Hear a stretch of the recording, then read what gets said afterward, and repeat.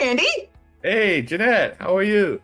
Oh my goodness. I think I am dried out from yesterday's Wow. deluge. Wow. Yeah, it was a downpour. Welcome to Vancouver, Langley, Lower Mainland rain.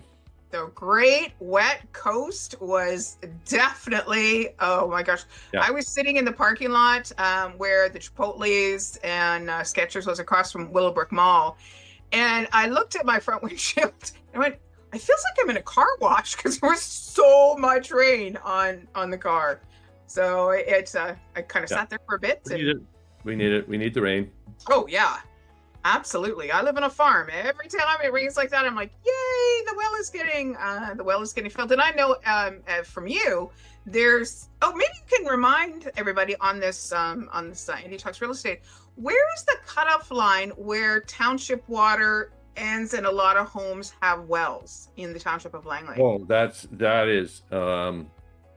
is very varied. And Oh, but township has been moving more towards cutting off the municipal wells and okay. going to Metro Vancouver Water. Yeah. And so I think they've actually discontinued or capped three wells so far this in the last year or so, Okay. and have moved to Metro Vancouver Water. How about homes? Because I know that isn't there a line where the township water only goes, and then there's the properties. Like where I live, out by the border, we're on well water. Yes. So where's the line in the township where kind of the township water stops and properties are on their own well systems? And It's a very yeah, oh my gosh, it's very very. I mean, things down in Brookswood, people are in yeah. well water. Out in Glen Valley, different parts of Willoughby are still on well. Aldergrove, yeah. So it's surrounding the municipal areas of Aldergrove, Murrayville, Willoughby, and Brookswood. Those have well water, but yeah. Well, it's always good to work with a real estate agent to know these things as you Yeah, go. well, if you give me an address, I'll know. I'll have a pretty good idea. Yeah, yeah, That's awesome. yeah. Speaking of addresses, great segue here is what the heck are the numbers doing? I briefly watched your video this week, and I am curious on your take for the last 2 months of what's happening. Okay, well, let's take a look. I will share my screen, and away we go. So Friday, November the 7th, and let's see what's happened in the past month. So active listings, new listings slowed in October, down 14% month over month, and 7% down to 2,967 new active listings. Sales, well, our sales recorded was 1,123 sales. That's a 17% increase in September, but 16%, and that's still a big number, below sales from the same month last year. So that takes us down to inventory, and inventory well above seasonal norms with 10,121 active listings. That is down 4% from last month, September, but still up 15% for the year. So our active listings are coming down a bit. Our inventory is coming down. Our sales went up a little bit. So it is a little bit of a positive, but Okay. the market still is very much in a buyer's situation at 11%. So this in a graph form is a little bit easier to see. So here you can see in October we had a 2,967 new listings coming in, the 1,123 sales. But last month we had 3,447 new listings, and the sales were slightly down. So this is kind of compressing a little bit and in tightening up, I would say. And then you compare that to last year, the sales were 1,330, and that's still a little bit more than this year. But the active listings and new listings were still 3,194, which is more than what we had in the month of October. Taking that a little bit further, here's our months of inventory with the decrease in active new listings coming in and the sales popping up a bit. We went from 11% all the way down to 9%. So this is a bit more into what's happened for the last 6 or 7 months. And we've gotten away from that incredible almost a year's worth of inventory. And again, between 5 and 7 is considered a balanced market. So you can see that we're still well into the buyer's side of the marketplace. Now, breaking the inventory down a bit further, you can see that for the Fraser Valley, our condominium inventory came down to 8.3 months. Townhouses also came down to 5.5 months, and detached homes dropped a little bit. They're all sort of the same kind of ratio of coming down, and it just means that we've not had the swell of new listings.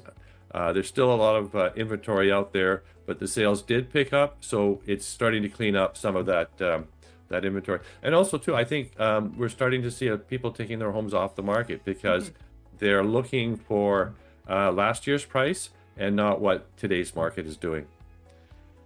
And so if you look at the Fraser Valley Housing Price Index, the HPI, this is the 7th month of price decline. And for detached homes, 1,411,900. Townhouses are sitting there at 786,000, and condominiums at 506,400. So we're still in a declining market, and I suspect that we'll still see that for the month of November, December, perhaps January for the next 2 or 3 months. Fantastic buying opportunities are out there. When this market turns around, buyers, if they haven't moved and got into what they're looking for, they're going to be regretting it. And then we went the wrong way here. Oh, no. That's Langley. Did I do it twice? No. Oh, this is Langley. Okay. Yeah, I'm jumping ahead of myself. Wow. Second guessing. So Langley's inventory, slightly more in terms of where we're sitting, but the same rate of decline and we're coming back into detached homes are sitting in balanced market, coming down from buyers. Townhomes, still a lot of inventory out there, but now almost into buyer territory. And condominiums there's a lot of condominiums out there for sale. Really tough. You got to be very sharply priced. And it's still sitting there at 7.4 months of inventory. Looking at pricing, again, too, for Langley, we are also in that decline. We're sitting there at 1,590,800. That is slightly above the Fraser Valley average. Townhomes are 848,100, again, a little bit higher, and condominiums are sitting there at 589,500. So again, we're still seeing the same declines that we saw generally with the whole Fraser Valley. And it's going to take a bit. And that's my report. And our poppies that you're wearing, and I put one in my background here. Yes. This morning, I was at the Rotary Club in Aldergrove, and they were talking about the Aldergrove Fort Langley Remembrance Day ceremonies that are going to be happening. And of course, you're involved with the Fort Langley Remembrance. So do you want to talk about that? What's happening on Tuesday out in Fort Langley? Yeah. So November 11th, I'm part of the Fort Langley Remembrance Day Society. We have put on a service ever since, I think, 1998, 99. And we start at 10:30. Roads close at 10 o'clock. We're located at the cenotaph in the Fort Langley Cemetery on Glover and roughly St. Andrews. It is a well-attended ceremony. We probably get about 5,000 people. I encourage you to come out and pay your respect and take that 1 minute of silence, even if you don't attend. I think it's very important that we remember those that went before us, and we remember we think of those that are going ahead of us, and hopefully there are fewer that are ahead of us. Yeah, absolutely. Yeah. And knowing that if they cannot tune in, they can go to the Fort Langley Remembrance. Yes. Remembers this website here. Yes. We'll make sure we put that into the comments later that you can tune in. Or if you wonder in Aldergrove or in Murrayville on the Township of Langley website, there is a link there to all the different places that if you can't get out. Yeah, this Yes, morning yeah. we were lucky enough to have a member of CHB Aldergrove come and talk, and he wanted us to really remember that a soldier, from a soldier's point of view, Andy, this kind of got me in the feels. And with you being involved with this for so long, he said, when you're serving your country as a soldier, he said, I don't think about dying. I think about, if I die, will I be remembered? And there's a lot of, young men, young women that maybe don't have a family and they join the military to find that kind of family environment.